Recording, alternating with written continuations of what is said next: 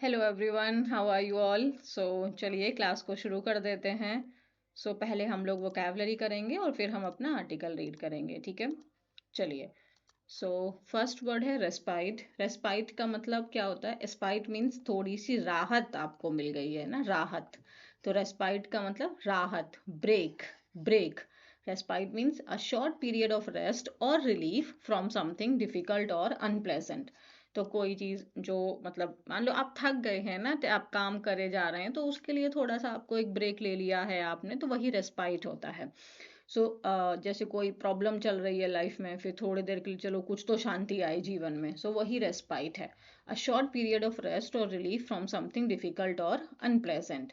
Synonyms: break, rest, relief, pause, interval, मतलब वो break वाला है ना, ब्रीदिंग स्पेस, मतलब थोड़ा सांस लेने का समय हमको मिल गया। Even a 5 minute respite can refresh your mind. तो डेफिनेटली अगर हम 5 मिनट का भी ब्रेक ले लें और सही चीज़ हमको मिल जाए या सही पर्सन हमको मिल जाए, तो वो चीज़ भी हमारे दिमाग को उतनी ही भी देर में हमें शांति मिल जाती है ना। हाँ, मतलब दोबारा से हमारे अंदर एनर्जी आ जाती है काम करने की। Okay. The government announced a tax cut as a respite for middle class families. तो जो गवर्नमेंट ने अनाउंस किया है टैक्स कट के रिगार्डिंग में, ये एक राहत की सांस है। किसके लिए भाई? मिडिल क्लास फैमिलीज के लिए। आ रेस्पाइट आर्टिकल लगाया हुआ है, पार्ट्स ऑफ स्पीच नाउन है, बहुत क्लियरली समझ सकते हैं। अब मैं आपसे एक बात पूछना चाहती हूँ, ये 5 मिनट है, तो 5 मिनट्स होना चाहिए था, ऐसा तो होना चाहिए था, फिर यहाँ पे ये 5 मिनट क्यों है? इसके पीछे का कॉन्सेप्ट क्या है, ये आप मुझे बताइए कि ये 5 मिनट है, ये 5 मिनट्स क्यों नहीं है?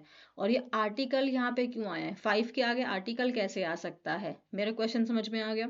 पहला है कि ये 5 है, 5 तो मतलब आपका कैसी न्यूमेरिकल वैल्यू ज्यादा है, तो टू, टू के साथ में हम बॉयज बोलेंगे, तो वैसे ही 5 के लिए हमें मिनट्स बोलना चाहिए था, तो यहाँ मिनट क्यों आया है? First question. दूसरा है कि अब अगर हम 5 बोल रहे हैं, आर्टिकल ए या एन का मतलब तो एक होता है ना, अ गर्ल मीन्स एक लड़की, तो फिर ये 5 के आगे एक ए कैसे आ गया है? ये भी आप मुझे बता दीजिएगा। दोनों क्वेश्चन समझ में आ गए तो आंसर जरूर करना है आपको। रेस्पाइट का पार्ट्स ऑफ स्पीच क्या है? नाउन है, इसका मीनिंग क्या है? शॉर्ट पीरियड ऑफ रेस्ट और रिलीफ, मतलब बस एक बात है, ब्रेक की बात हो रही है, आराम, थोड़ी राहत भाई हमको मिली है, थोड़ी चैन की सांस हमें मिली है। डन है ये वाला। नेक्स्ट देखें, नेक्स्ट क्या है हमारा? अबेटेड। ये बीईटी मतलब इसका वैसे ये हमने ईडी लगा के हम इसको सेकंड फॉर्म में, सेकंड या थर्ड हम कह सकते हैं। इसका ओरिजिनल वर्ड ये होता है, और इसका मतलब होता है किसी की रॉन्ग डूइंग में उसको आप एंकरेज कर रहे हैं, उसको आप और मोटिवेट कर रहे हैं, उसको इंस्टिगेट कर रहे हैं, उसको भड़का रहे हैं, भाई कर, भाई ऐसे कर दे तू, मार दे उसको जान से। तो आप कोई गलत काम में, हमेशा याद रखना है ये रॉन्ग डूइंग से रिलेटेड वर्ड है। हमेशा किसी की गलत काम में, रॉन्ग डूइंग्स में, उसके इलीगल वर्क में आप उसको एंकरेज कर रहे हैं, सपोर्ट कर रहे हैं, उसकी हेल्प कर रहे हैं, उसको इंस्टिगेट कर रहे हैं वो काम करने के लिए। जैसे she was accused of abetting the accused in escaping. Accused मतलब उसके ऊपर में आरोप लगा है, किस चीज का? कि जो आरोपी था उसको भगाने में उसने उसकी मदद की है, तो रॉन्ग वर्क में उसने उसकी मदद की है ना, तो उस चीज के ऊपर का उसके ऊपर आरोप लगा है। अक्यूज ऑफ समथिंग, अक्यूज के साथ में प्रपोजिशन ऑफ जो है ये फिक्स्ड प्रपोजिशन हो जाता है। अभी जस्ट मैंने बोला ओरिजिनल वर्ड क्या है आपका? अबेट है, बट हम प्रपोजिशन के बाद अगर वर्ब यूज करेंगे तो वर्ब ना यूज करके हम उनका आईएनजी फॉर्म यूज करेंगे, तो इसीलिए हमने यहाँ पे क्या यूज किया है? अबेटिंग यूज किया है। ही वॉज अरेस्टेड, उसको अरेस्ट किया गया, उसके ऊपर में किस चीज के लिए अरेस्ट किया गया? क्राइम के लिए, मतलब उसने, कोई पर्सन ने क्राइम किया और उसमें उसको उसने इंकरेज किया होगा, सपोर्ट किया होगा, उसको मोटिवेट किया होगा वो काम करने के लिए। सेम ऐसे यहाँ पे फॉर प्रपोजिशन है, तो प्रपोजिशन के बाद वर्ब आई है, तो वर्ब अपने आईएनजी फॉर्म में आई है। डन है, ये क्लियर है आपको? चलिए आगे बढ़ते हैं। नेक्स्ट वर्ड क्या है हमारा? ओके। नेक्स्ट वर्ड क्या है हमारा? पल्वेराइज। पल्वेराइज का मतलब होता है किसी को पूरी तरीके से डिस्ट्रॉय कर देना, मतलब उसको क्रश कर देना, उसको एकदम चूरा बना देना, उसको चूर चूर कर दिया, खत्म कर दिया उसे। सो टू क्रश, डिस्ट्रॉय और defeat something completely into very small pieces और टू ग्रेट एक्सटेंट। अब आप इसको लिटरली भी समझ सकते हैं, फिगरेटिवली समझ सकते हैं। लिटरल का मतलब वास्तविक में उस चीज को आपने चूरा बना दिया, एकदम उसको पीस दिया है ना, किसी चीज को एकदम टुकड़े टुकड़े कर दिया, उस चीज का रियल हो गया वो। और फिगरेटिव हो गया मतलब आपने उसको मानसिक रूप से तोड़ दिया है, मानसिक रूप से उस चीज को एकदम आपने खत्म कर दिया है। तो हम इसको figurative as well as literal meaning में आप इसको समझ सकते हैं। तो क्रश कर देना, उस चीज को खत्म कर देना, डिस्ट्रॉय कर दिया, डिमोलिश कर दिया, स्मैश कर दिया, एकदम खत्म कर दिया उसको, एनिहिलेट कर दिया। ये एक बहुत इंपॉर्टेंट शब्द है एग्जाम के पर्सपेक्टिव से, सेम एज ये वाला शब्द है। ये तो इजी है तो आपको इसमें प्रॉब्लम नहीं आनी चाहिए, तो इसीलिए इसको हाईलाइट कर लीजिए और इसको हाईलाइट कर लीजिए, ठीक है। सो अभी हमने बोला क्रश कर देना, उस चीज को डिस्ट्रॉय कर दिया, तबाह कर दिया उसको। सो पल्वराइज का मतलब क्या हो गया, उसको खत्म कर दे रहे हो, डिस्ट्रॉय कर दे रहे हो, तो पार्ट्स ऑफ स्पीच वर्ब है। So the building was pulverised during the blast, तो ब्लास्ट में भाई जो बिल्डिंग थी वो क्या हो गई, वो एकदम चूर चूर हो गई, तबाह हो गई, एकदम डिस्ट्रॉय हो गई। जो तूफान आया था ना, उसने बहुत सारे घरों को, गांव मतलब गांव में, गांव के जो बहुत सारे घर थे उनको क्या कर दिया, एकदम डिस्ट्रॉय कर दिया, उनको एकदम तबाह कर दिया, उन्हें खत्म कर दिया, ठीक है। नेक्स्ट वर्ड क्या है हमारा, एग्रावेटिंग। सो एग्रावेट हमारा जो है वो ओरिजिनल वर्ड है, यहाँ पे हम इसके आईएनजी फॉर्म यानी प्रेजेंट पार्टिसिपल के रूप में यूज कर रहे हैं। और इसका मतलब होता है किसी भी सिचुएशन को उसके एक स्टेप आगे लेके चले जाना, मतलब अगर वो सिचुएशन नेगेटिव में ही आता है, सो अगर वो सिचुएशन खराब है, बैड है, तो उसका एक स्टेप आगे ले गए तो आपने उसको वर्स कर दिया। और अगर वो सिचुएशन वर्स थी तो आपने उसको वर्स्ट कर दी, मतलब आप उसकी एक सिचुएशन एक स्टेप आगे ही बढ़ा दे रहे हैं। सो हिंदी में अगर हम इसको बोलें तो बद से बदतर कर देना, मतलब उसको और खराब कर दिया, घी में आग डाल दिया आपने, उस प्रॉब्लम को और इंटेंसिफाई कर दिया, उसको और आपने उसको बढ़ा दिया। वर्सनिंग, उसको बद से बदतर बना दिया, इंटेंसिफाई उसको और बढ़ावा दे दिया, मैग्नीफाई कर दिया आपने उसको, और हाइट दे दी उसको। और ये भी एक बहुत इंपॉर्टेंट शब्द है आपका, एग्जैसिपेट, आपने उस चीज को और ज्यादा बढ़ावा दे दिया, उसको बद से बदतर कर दिया। So continuous stress is aggravating his illness, right. तो अगर लगातार स्ट्रेस रहता है तो वो जो प्रॉब्लम्स होती हैं, अगर आप किसी प्रॉब्लम से ऑलरेडी सफर कर रहे हैं और उसमें आपको मान लो लगातार स्ट्रेस है, तो वो उस प्रॉब्लम को और बद से बदतर बना देती है, उसको और इंक्रीज कर देती है, सुधार होने की बजाय और प्रॉब्लम हमें दिखने लग जाती हैं। तो जो उसका ये केयरलेस बिहेवियर है ना, ये इस सिचुएशन को और खराब कर रहा है और उसको इंटेंसिफाई कर रहा है, सिचुएशन को और वर्स बना रहा है। तो पार्ट्स ऑफ स्पीच क्या है, इसका वर्ब है। सारे के सारे शब्द इंपॉर्टेंट हैं, इसीलिए आपको हर एक शब्द को रिपीट करना है, रिवाइज करना है। न्यूज़पेपर से सबसे बेस्ट चीज़ ये है कि हम काइंड ऑफ एवरी वर्ड को हम 1 या 2 दिन के वो रिपीटेशन पे आ ही जाता है ना। तो बस फिर वो हमें ऑटोमेटिकली वो लर्न होने लग जाता है, हमें बहुत ज़्यादा उसको रट्टा मारने की हमें ज़रूरत नहीं पड़ती है। चलिए रीड करें। अब हमारा हेडिंग है a respite on the 2 week US Iran cease fire. Cease मतलब स्टॉप और फायर, तो फायर को स्टॉप करने के लिए जो 2 वीक का यूएस ईरान के बीच में जो बातचीत हुई है, ये थोड़ी एक ब्रेक है, ये एक थोड़ी राहत है ना, रेस्पाइट है, थोड़ा ब्रेक है ये, कि जो अभी चलो 2 हफ्ते के लिए इन्होंने वो टॉकिंग टर्म्स पे शायद आ गए हैं। वीक, वीक मतलब सप्ताह, ठीक है, ओके।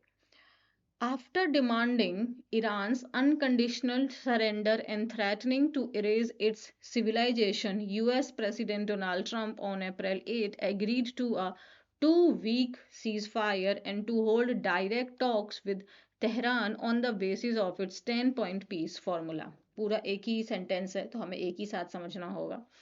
आफ्टर डिमांडिंग, आफ्टर क्या है, प्रेपोजिशन है, और प्रेपोजिशन के बाद वर्ब आई है तो आईएनजी में आई है।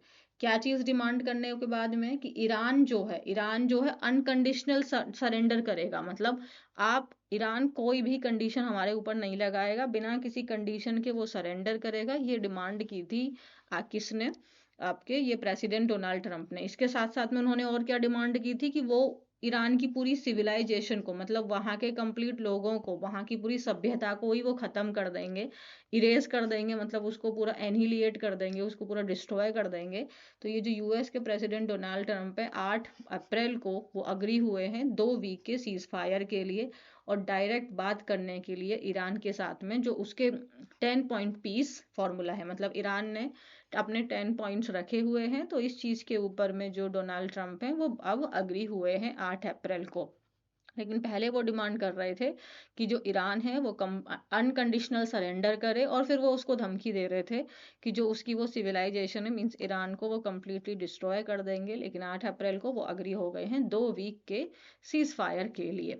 सेम चीज़ जो मैंने आपसे पहले पूछी थी वो चीज़ यहाँ पे भी अप्लाई हो रही है। तो आप अपने दिमाग को जोड़ डालिए कि यहाँ पे आर्टिकल ए आया है, बट यहाँ पे 2 वीक आया है, सप्ताह आया है, तो वीक्स क्यों नहीं हुआ? पहले तो ये क्वेश्चन सेम वही वाला है, एक ही क्वेश्चन है ये, और फिर ये ए क्यों आया है यहाँ पे, ये आप मुझे बता दीजिएगा। ठीक है, ये देखो आप समझो ये क्या है, ये पढ़ाई है ना, ग्रामर में ऑलरेडी पढ़ाया आपने। Iran has said that it will honor the truce and allow the safe passage of vessels through the Strait of Hormuz. So Iran has said, Iran ने कहा है कि वो ऑनर करेगा इस ट्रूज को। ट्रूज का मतलब होता है जो टेम्पररी अग्रीमेंट हुआ है, टेम्पररी, परमानेंट वाला नहीं है। ये जो एग्रीमेंट है वो अभी टेम्पररीली है, मतलब वो अभी सिर्फ अभी के लिए है ना, जैसे इंट्रीम हम लोग बोलते हैं ना, टेम्पररीली है। और ऑनर करना मतलब यहाँ पे उसको रेस्पेक्ट करेगा, उसको सपोर्ट करेगा, उसको फॉलो करेगा। तो ईरान ने कहा है कि ठीक है भाई, जो अभी एग्रीमेंट की बात हुई है उसको मैं ऑनर करता हूँ, उसको मैं सपोर्ट करता हूँ। और वो कैसे करेगा कि मैं सेफ पैसेज दे रहा हूँ, मतलब आपको मैं रास्ता दे रहा हूँ कि आपके जो वेसल्स हैं, यानी जो शिप्स हैं, वो स्ट्रेट ऑफ हॉर्मुज के थ्रू पास हो जाएंगे। तो जो हमारी ये अभी जो एग्रीमेंट है उसको मैं ऑनर करता हूँ, उसको मैं सपोर्ट करता हूँ, ईरान ने ऐसा बोला है। This war need not have been launched in the first place. तो पहले प्लेस पे, मतलब पहली बात तो ये है कि ये वॉर के शुरू होने की ज़रूरत ही नहीं थी, इस वॉर के स्टार्ट होने की ज़रूरत ही नहीं थी। US and Iran had held multiple rounds of talks and Omani and British official said that a deal was with in reach. तो यहाँ पे आगे बोला है कि जो यूएस और ईरान है उनके बीच में बहुत मल्टीपल राउंड्स ऑफ टॉक, मतलब कई बार उनके बीच में डिस्कशन हुआ है। ये बात किसने बोली है? ओमान और ब्रिटिश। ब्रिटिश किसको बोलते हैं हम? यूके के लिए बोलते हैं। उन्होंने, उन ऑफिशियल्स ने ऐसी बात बोली है कि जो डील थी वो विद इन रीच थी, मतलब वो समथिंग, वो अप्रोक्सीमेटली वो होने वाली थी, रीच के अंदर है, मतलब वो चीज़ होने वाली थी। लेकिन जो मिस्टर ट्रम्प हैं, एडेड एंड अबेटेड, मतलब देखो, एड और सपोर्ट जनरली एक साथ आता है। एड मतलब सपोर्ट होता है, फर्स्ट एड बॉक्स होता है ना, पहली सपोर्ट, आपको जस्ट चोट लगी तो फर्स्ट एड क्या करेगा, वहाँ पे आप बीटाडिंग वगैरह उसको आप रिमूव, ठीक कर देंगे ना, पहले उसको आप वॉश करेंगे, फिर उस पर थोड़ा मेडिसिन अप्लाई करेंगे। तो एड मतलब सपोर्ट हो गया, और यहाँ पे उसको एंकरेज करना हो गया। सो किन के द्वारा? इजरायली प्राइम मिनिस्टर आपके, जो आपके नेतन्याहू हैं, उनके द्वारा इनको सपोर्ट किया गया। तो मिस्टर ट्रंप ने क्या किया? ऑर्डर कर दिया bombing of Iran on February 18, killing its super leader Ali Khamenei and several others. तो मतलब यहाँ पे बोला गया है कि यूएस एंड ईरान के बीच में मल्टीपल राउंड्स ऑफ डिस्कशंस हो रहे थे, लेकिन फिर 28 फरवरी को उनको जो है वो इजरायली प्राइम मिनिस्टर जो हैं नेतन्याहू, उन्होंने उनको सपोर्ट किया, मोटिवेट किया, इंस्टिगेट किया, और मिस्टर ट्रंप ने ऑर्डर दे दिया 28 फरवरी को ईरान के ऊपर में बॉम्बिंग करने का, मतलब बॉम्ब, मतलब अटैक करने का। और उनके जो सुप्रीम लीडर और बहुत सारे अदर लोग हैं वो इस अटैक में मारे गए। तो वहां से चीज़ें और वर्सन हो गई और ख़राब हो गई, ऐसा यहाँ पे बोला गया है। तो अभी मेरा आपसे एक ही पॉइंट है जो आप मुझे समझाएंगे कि ऐसा क्यों हुआ है। क्वेश्चन समझ में आ गया मैंने आपसे क्या पूछा है? चलो मुझे आंसर जरूर कर देना। आगे देखते हैं। Mister Trump gravely miscalculated Iran's response. Gravely मतलब बहुत सीरियसली, मतलब डीपली उन्होंने जो ईरान के रिस्पॉन्स है उसको मिसकैलकुलेट किया, मतलब चीज़ों का वो आंकलन ठीक से ना लगा पाए। और it regionalized the conflict by attacking US bases across the Gulf and dragged the global economy into it by taking control of the strait। तो मिस्टर ट्रंप जो हैं उन्होंने ईरान के रिस्पॉन्स को बहुत गलत तरीके से, बहुत सीरियसली उन्होंने उसको मिसकैलकुलेट किया, मतलब वो ठीक से उस चीज़ को आंकलन ना कर पाए। और इसकी वजह से क्या हुआ कि भाई जो वॉर है इट रीजनलाइज्ड मतलब जो चीज़ लोकल थी, अब उसको उसमें कई सारी कंट्रीज इन्वॉल्व हो गई ना, वो बहुत बड़े मात्रा में फैल गई, मतलब वो फैल गई। रीजनलाइज्ड हो गई मतलब वो स्प्रेड हो गई। ये जो कॉन्फ्लिक्ट है ये स्प्रेड हो गया। अब कैसे भाई, जब अब ईरान ईरान ने क्या कर दिया, यूएस के जो बेसिस हैं उनके ऊपर में अटैक कर दिया, तो भाई इससे क्या हो गया, जो ग्लोबल इकोनॉमी है वो ड्रैग हो गई, मतलब ग्लोबल इकोनॉमी भी इसके अंदर में आ गई, इसके चपेट में आ गई। क्योंकि जो स्ट्रेट है, स्ट्रेट ऑफ हॉर्मूज है, जहाँ से आपके ये ऑयल के गैसेस वगैरह के जो वेसल्स यानी जो शिप्स वहाँ से पास होते हैं, तो उसके ऊपर उन्होंने कंट्रोल ले लिया, उसका पैसेज उन्होंने रोक दिया। तो इससे जो क्या हो गया कि जो ग्लोबल इकोनॉमी है वो इसके चपेट में आ गई, इस वॉर के चपेट में आ गई।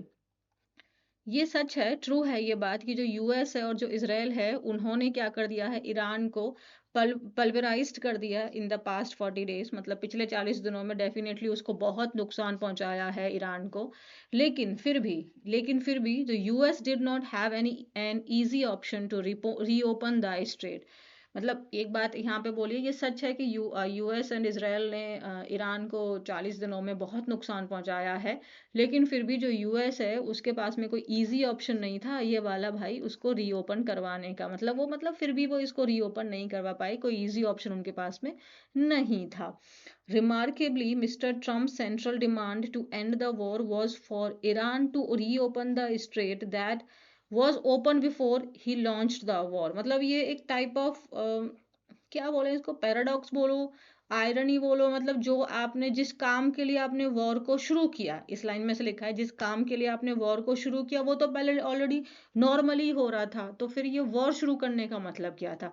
मतलब आप डिमांड कर रहे हैं कि जो स्ट्रेट ऑफ हॉर्मूज है आप उसको ओपन कर दीजिए, जबकि वो तो ऑलरेडी ओपन ही था वॉर के शुरू होने से पहले। तो यही बात बोली गई है यहाँ पे रिमार्केबली। मतलब ये चीज़ ध्यान देने के योग्य है कि जो मिस्टर ट्रम्प की जो सेंट्रल मतलब जो मेन डिमांड है वॉर को एंड करने की, कि हाँ हम अपनी तरफ से वॉर को रोक देंगे, वो ये है कि जो ईरान है वो जो स्ट्रेट है उसको रीओपन कर दे, बल्कि वो ऑलरेडी ओपन ही थी लॉन्च करने, वॉर को लॉन्च करने से पहले। तो ये एक टाइप ऑफ क्या हो गया, ये पैराडॉक्स हो गया। आप डिमांड क्या कर रहे हो, जो चीज़ ऑलरेडी पहले थी ही, तो उसी को डिस्टर्ब करके फिर आप वॉर छेड़ के फिर उसी को दोबारा मांग रहे हो, तो ये यहाँ पे बोला गया है।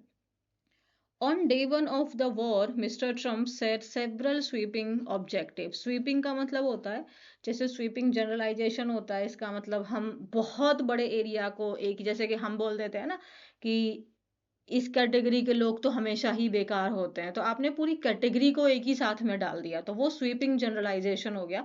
कि स्वीपिंग का मतलब होता है बहुत बड़े एरिया को कवर करना, सो कवरिंग अ ह्यूज स्पेस, है ना, ह्यूज एरिया। सो अब स्वीपिंग ऑब्जेक्टिव मतलब उन्होंने बहुत बड़े बड़े कई सारे उन्होंने अपने उनके ऑब्जेक्टिव मतलब मेन एम्स उन्होंने सेट किए थे, जिसमें कुछ उनके ये दिए गए हैं कि वो ईरान के मिसाइल कैपेबिलिटीज़ को ख़त्म कर देंगे, उसकी नेवी को डिस्ट्रॉय कर देंगे, उसके न्यूक्लियर प्रोग्राम और उसकी जो रिजीम चेंज है, मतलब वहाँ के शासन को ही बदल देंगे, उनकी गवर्नमेंट को बदल देंगे।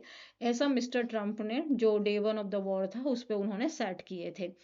लेकिन नन हैज़ बीन मेट, लेकिन इसमें से वो अभी तक कुछ भी अचीव नहीं कर पाए हैं, मतलब ऐसा जैसा उन्होंने बोला था इसमें से कुछ भी अभी तक नहीं हुआ है। मीट आपका वर्ब का फर्स्ट फॉर्म होता है और मैट जो है ये आपके वर्ब का सेकंड एंड थर्ड फॉर्म है, तो यहाँ पे हैज़ बीन मैट, तो ये आपका सेंटेंस पैसिव में हो गया है।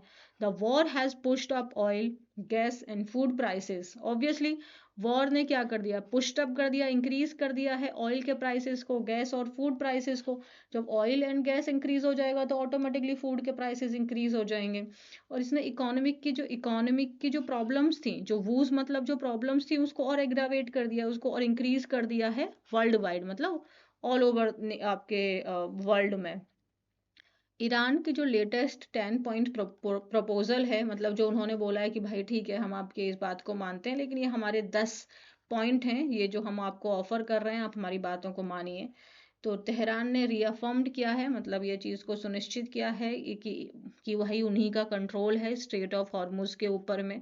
और उन्होंने डिमांड किया है removal of all sanctions and guarantee against future aggression. तो उनका मतलब एक ये है कि भाई जो भी हमारे ऊपर में आपने रिस्ट्रिक्शंस लगाए हुए हैं, जो पेनल्टीज लगाई हुई हैं, जो हमारे ऊपर में बैन लगाए हुए हैं, मतलब सैंक्शन का मतलब पेनल्टीज, बैन, रिस्ट्रिक्शंस हो जाता है, ये सब आप भाई रिमूव करो और गारंटी करो कि आप फ्यूचर में हमारे ऊपर में अटैक नहीं करेंगे। ठीक है, आगे करें। ओके, चलो आगे करते हैं। So far from weakening Iran, US-Israel war has left it strategically stronger in an increasingly fragile region. तो far from weakening Iran मतलब ईरान को वीक करने से तो बहुत दूर वाली बात है। फार फ्रॉम मतलब ये चीज़ तो बहुत दूर की है, वीकनिंग मतलब उसको कमज़ोर करने से। तो ऐसा लग रहा है कि जो यूएस इजराइल की जो वॉर है उसने ईरान को और ज़्यादा क्या कर दिया है, स्ट्रॉन्ग ही बना दिया है। फ्रेजाइल रीजन, फ्रेजाइल का मतलब होता है कोई चीज़ जो कमज़ोर है, जो वीक है, जो वल्नरेबल है ना, जो बहुत आसानी से वो डिस्ट्रॉय हो सकती है, तबाह हो सकती है ना, तो वो फ्रेजाइल है। और फ्रेजाइल रीजन कौन सा है आपका, स्ट्रेट ऑफ हॉर्मूज है। तो अगर उसके ऊपर में इनका कंट्रोल है, उसी को इन्होंने रोक दिया, तो वर्ल्ड वाइड इकोनॉमी क्या हो गई है, इम्पैक्ट हो गई है, चीज़ें और ज़्यादा ख़राब हो गई हैं। तो ऐसा मतलब इस चीज़ को जो ईरान को इनका कमज़ोर करने का जो पॉइंट था यूएस इसराइल का, उसमें ये फार फ्रॉम है, मतलब बहुत दूर की बात है, जबकि इनको तो और स्ट्रॉन्ग इन्होंने बना दिया है। If Mister Trump has realised even blatantly belatedly the scale of his misjudgment is a good news for West Asia। अगर जो मिस्टर ट्रम्प है उन्होंने रियलाइज कर लिया है, इवन बी लेटली, जैसे हम बिलेटेड हैप्पी बर्थडे बोलते हैं ना, बी लेटेड, तो बी लेटेड मतलब भाई थोड़ा लेट हो गया है ना, टाइम से थोड़ी देरी हो गई है। तो अगर इवन बाद में भी इन्होंने जो अपने मिस जजमेंट को, जो इन्होंने चीज़ों को, ईरान के रिस्पॉन्स को लेके जो इन्होंने मिस आपका कैलकुलेट किया था, अगर इस चीज़ को इन्होंने अभी भी रियलाइज कर लिया है, तो ये एक अच्छी खबर है आपकी वेस्ट एशिया के लिए। आगे बोला है पाकिस्तान डिजर्व करता है credit for its constructive diplomatic efforts that helped bring the two sides closer. तो आगे बोला है कि जो पाकिस्तान है वो डिजर्व करता है कि उसकी तारीफ की जाए कि उसने कंस्ट्रक्टिव डिप्लोमेटिक एफर्ट्स दिखाए हैं, कंस्ट्रक्टिव मतलब पॉजिटिव डिप्लोमेटिक एफर्ट्स दिखाए हैं, जिसने हेल्प की है दो साइड्स को क्लोज लाने के लिए, मतलब ईरान और आपके इसराइल एंड यूएस को। लेकिन जो सीज फायर है ये सिर्फ ओनली अ बिगिनिंग, मतलब ये सिर्फ एक शुरुआत है, हम ये नहीं कह सकते हैं कि वॉर रुक चुकी है। Wide gaps remain between the US 15 point proposal and Iran 10 point formula, क्योंकि यूएस के अपने कुछ 15 पॉइंट हैं, वो कह रहे हैं कि भाई इन बातों के ऊपर आपको मानना पड़ेगा। ईरान अपने 10 फॉर्मूला के ऊपर है, 10 ऑफर दे, 10 पॉइंट हैं जो आपको मानने पड़ेंगे। तो इस चीज़ के बीच में अभी एक बहुत बड़ा गैप है। ईरान एंड पाकिस्तान क्या कह रहे हैं कि जो ये एग्रीमेंट है भाई, ये हर एक जगह पे अप्लाई होता है, आपके लेबनान भी इसी का पार्ट है, मतलब यहाँ भी आपको अपने अटैक्स को बंद करना होगा। लेकिन जो इजराइल प्राइम मिनिस्टर हैं नेतन्याहू, वो वेलकम कर रहे हैं सीज फायर को, लेकिन has ruled out any halt to Israeli attack in Lebanon. Ruled out कर देना मतलब उस चीज को मना कर देना, उसको खत्म, डिसरिगार्ड कर देना। तो जो ये हैं आपके नेतन्याहू हैं, ये सीज फायर को लेके अग्री कर रहे हैं, लेकिन लेबनान के ऊपर में अटैक नहीं होंगे, इस चीज को लेके उन्होंने बिल्कुल मना कर दिया है। For peace and stability in the region, Israel and its militarism must be reined in. Reined in का मतलब होता है किसी पे लगाम लगाना। तो कह रहे हैं शांति के लिए और स्टेबिलिटी के लिए भाई देश में भाई ज़रूरी है कि जो इजराइल है और जो मतलब ऑल ओवर वर्ल्ड में ही अगर हम देखें कहीं ना कहीं अगर किसी भी कंट्रीज के बीच में वॉर चल रही है, तो वो इम्पैक्ट फिर ग्लोबली होने लग जाता है, जैसे कि अभी तो बहुत ज़्यादा हो गया है। तो जो इजराइल है और उसकी जो ये मिलिट्रिज्म है, इसके ऊपर में क्या करना पड़ेगा, कंट्रोल करना पड़ेगा, इसके ऊपर लगाम लगाना पड़ेगा पीस और स्टेबिलिटी के लिए। और जो मिस्टर ट्रम्प है, should watch his words. Watch his words का मतलब be careful, mind your word, जैसे हम कहते हैं ना, watch your word means be careful while speaking, है ना, आपको बिफोर स्पीकिंग, तो बोलने से पहले आपको अपने शब्दों के ऊपर में कंट्रोल होना चाहिए। तो भाई मिस्टर ट्रम्प को अपने शब्द के ऊपर कंट्रोल होना चाहिए, क्योंकि उन्होंने बोला कि वो ईरान की सिविलाइजेशन को ही ख़त्म कर देंगे। तो इस तरीके की बातें बोलने से पहले अपने वर्ड्स पे आपको कंट्रोल होना चाहिए, और फोकस आपको किस चीज़ के ऊपर करना है कि आप एक ड्यूरेबल मतलब जो चीज़ लंबे समय तक चल सके ना, पीस अगर वो चाहते हैं to escape the mess he has put himself in, अगर वो चाहते हैं कि भाई जो मैस मतलब जो पूरा ये पूरी गड़बड़ वाली स्थिति में उन्होंने अपनी इमेज को खराब कर दिया है, अगर वो इस चीज़ को सुधारना चाहते हैं और लॉन्ग टर्म पीस चाहते हैं, तो उनको मतलब लॉन्ग टर्म पीस के ऊपर में फोकस करना चाहिए, और अपने शब्दों के ऊपर उनको कंट्रोल रखना चाहिए, ऐसा इसके अंदर बोला गया है। चलिए, ये तो बहुत गुड न्यूज़ है कि अगर सीज फायर की बात हुई है, और होपफुली कि आगे वॉर रुक जाए, क्योंकि ऑल ओवर नेशन या ऑल ओवर कंट्रीज ही इस चीज़ से बहुत ज़्यादा प्रभावित हो रही हैं। सो चलिए, दैट्स इट। आज मैंने आपको एक ही होमवर्क दिया है, वो प्लीज़ आप मुझे आंसर ज़रूर करिएगा कि उसमें क्या आएगा, या क्या उसका लॉजिक है, ग्रामर क्या है उस चीज़ के पीछे की। तो दैट्स इट। चलिए, अब हम मिलते हैं कल की क्लास में नेक्स्ट आर्टिकल के साथ में। तब तक के लिए इसी आर्टिकल को आप 2 to 3 टाइम्स आप इसे रीड करेंगे, वोकैबुलरी को आप मल्टीपल टाइम रिवाइज करेंगे, रटने वाला कोई काम नहीं होता, बस रिवाइज करते रहिए, वही आपके लिए दैट्स इट है। एक दिन आप उसी चीज़ के ऊपर में 4 घंटा लगाएं और फिर उसको भूल जाएं, उससे बेटर है कि आप उसी चीज़ को एक दिन में उसको 10-15 मिनट के लिए बट 5 बार 6 बार आप उसे रिपीट करें, तो वो आपको ज़्यादा याद रहने के चांसेस हैं। ठीक है, चलो बाय। चैनल सब्सक्राइब नहीं किया है then this is very bad, please do it right now, and please share this channel as much as possible and like this video. Bye everyone.